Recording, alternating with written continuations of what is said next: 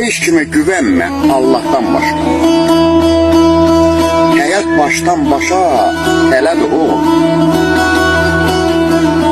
Hər kimi saldısa öz boynuna, bir ömür ağladı, mələdi o.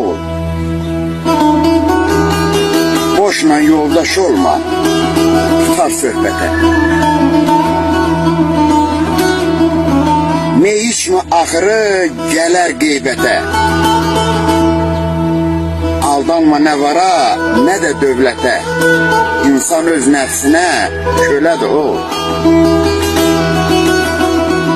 Allah'tan sonrası ata-anandır.